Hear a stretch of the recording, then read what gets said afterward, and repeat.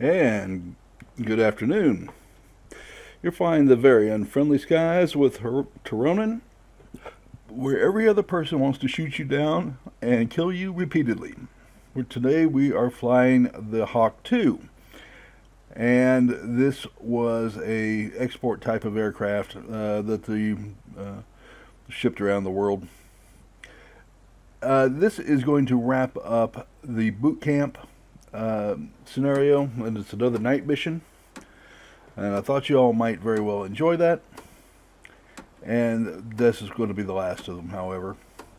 So, for what it is worth, here it is. Alright, so we were waiting to go to battle here. It's going to be the night Arctic mission again. I like it because it's different. It's not like everything else you see out there. So we'll take it from what it is and see if we can't have some fun with it.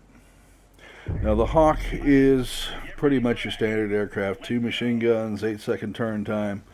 All the stuff you expect to see out of a Tier 2 fighter. It has no, it's not a multi-role or anything. It doesn't have any bombs or rockets.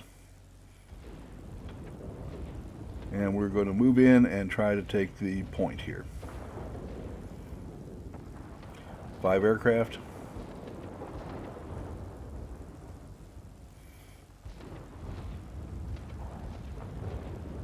And just trying to pick out the target closest to me, light them up. It's an AR-192. See these an awful lot. They're faster, have a higher altitude than most of the fighters, and they've got a tail stinger. So keeping them in range long enough to get it done and seeing the plane against the dark background can be somewhat of a challenge here. And you've got to hang around them behind them forever because you're trying to take them out with a pair of machine guns. Always the most fun thing to do, especially when they can simply put the throttle to the wall and walk away from you. So that's getting to be a waste of time. I'm not going to chase a guy all over the place, and we've got one of our aircraft under attack, and I want to intervene.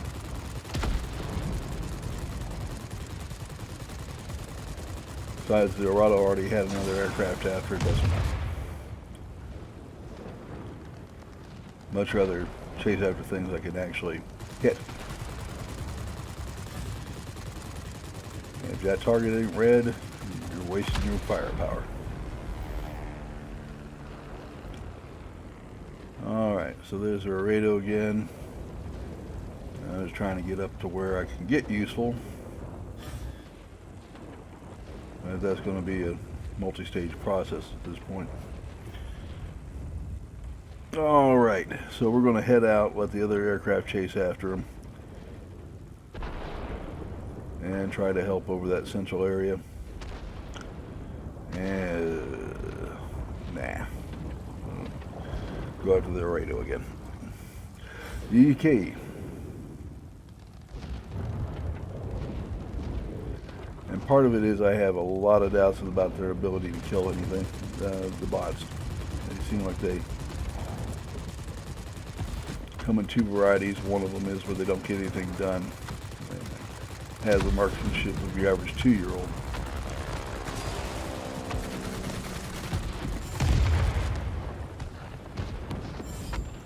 Alright, there's the second Laredo. Let's just light him up, finish this off real quick. And you'll notice how much I concentrate on the front of the aircraft because I find the rear to be pretty darn useless. Tail structures tend to be very redundant in these aircraft.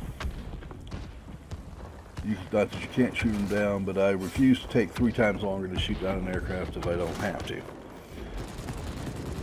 Alright, there's a HE-51. By the way, the HE-51 did find its way into the Spanish Civil War and was used and was replaced by, or actually served alongside the AR-68. And the AR-68 was used throughout the Spanish Civil War too, and was supplanted by the first version of the BF-109. In fact, it was the BF-109B that was in the Spanish Civil War. And they knew they had a war winner there, and we continue throughout World War II in various forms. Alright. I got rammed there by a fellow pilot. This is going to be another one of those games. And you'll notice we're doing fairly horribly right now. And that includes me, because I haven't got the job done yet either. And I'm kind of despairing, but just hang on there with me. There was a reason why I showed this particular aircraft and this particular scenario, which kind of speaks to the power of perseverance. Okay. So we're going to go back to the cap point, see if we can capture something, give ourselves at least a hope of winning.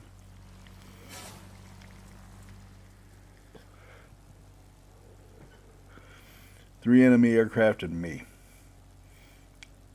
Yeah, I'm already not liking this much, but we're going to keep going, because if we don't hit this point, it's over. And you notice that was me trying to get away and the robot rammer getting me anyway. That was the intent from minute one to completion. He's in a heavy fighter, I'm in a light fighter, why not?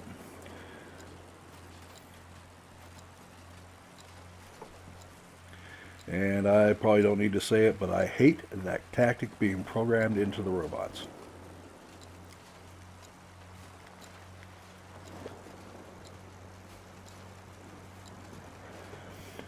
Alright, we can get back into it here. Let's go ahead.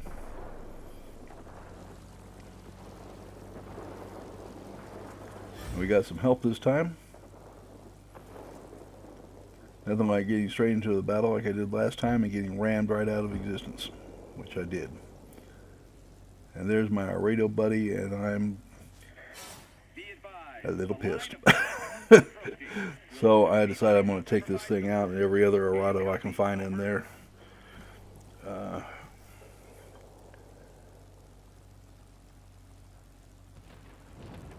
Yeah, I can get a little vengeful, and by God, you're going to see it here. I decided this thing just didn't need to be in the air anymore. And I figured since that's the one that was damaged, that was the one that ran me. Now we have to close the range down to about 1,300 feet for our fire to be effective. But I know where he's at.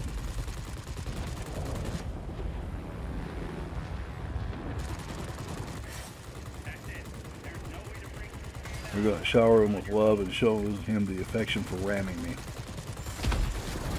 There you go.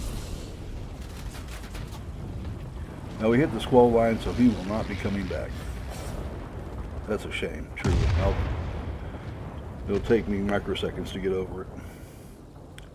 Alright, we got our first base and we're down 147 points. I'm just about ready to give up at this point, but we keep going.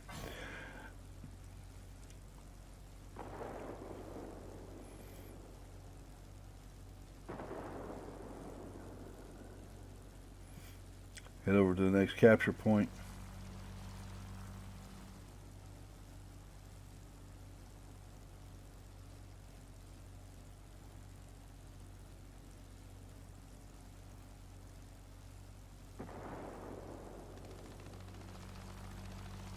And there's a Bulldog.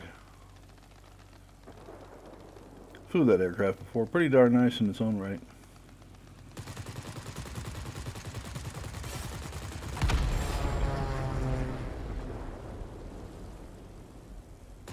There's another Arado. Got him getting close enough to make sure that I get some fire on him.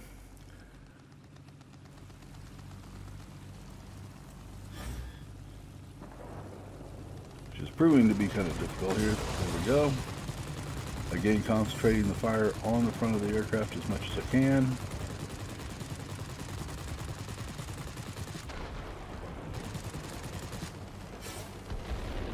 He's out of range. But he's turning. We can cut the corner on him here.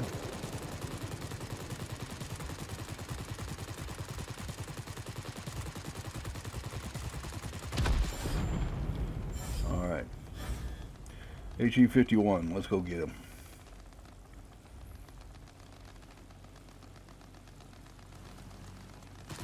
And that F-3F is after somebody. Wouldn't be moving that quick.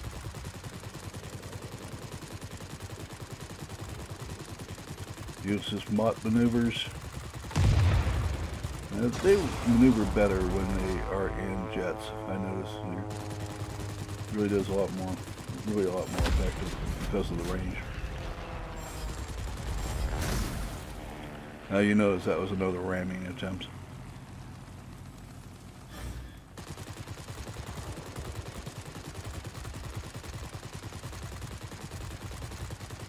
Almost gone. Voila.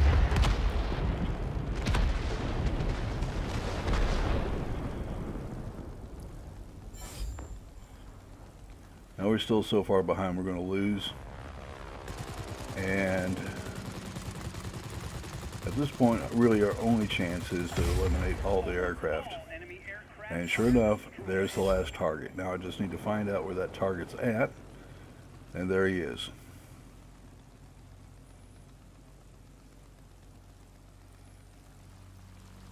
I'm going to head over there with all speed and try to shoot him down before we run out of time. 3-1 isn't going to make any difference when we're that far behind, so we need to get him or we lose.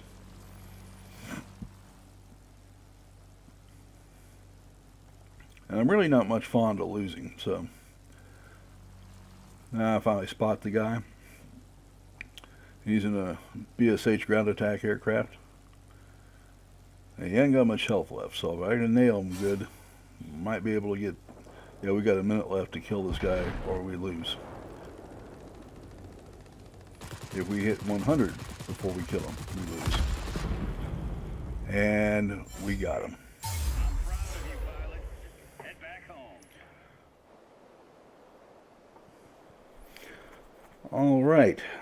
So there's your Hawk 2. I'll go into long explanations, but the Hawk 2 is just like every other just after World War I aircraft, 8-second turn time, about 46 DPS. Just not a whole lot to explain there, and I don't see a whole lot of reason to go into that in any length.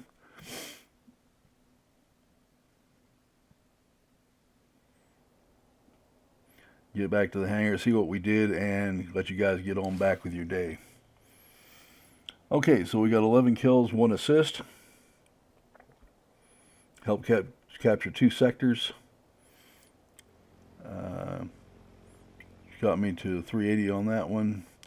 And you'll notice that with this, I am just 1 away from finishing boot camp, which I do immediately after this one. And so that wraps up the series. The series is well worth the time. Doubling your experience, doubling your silver is well worth the time, and it's a fun tier to play. All right, folks, thanks for flying the very unfriendly skies of Tironan, and I am out. You have a great day.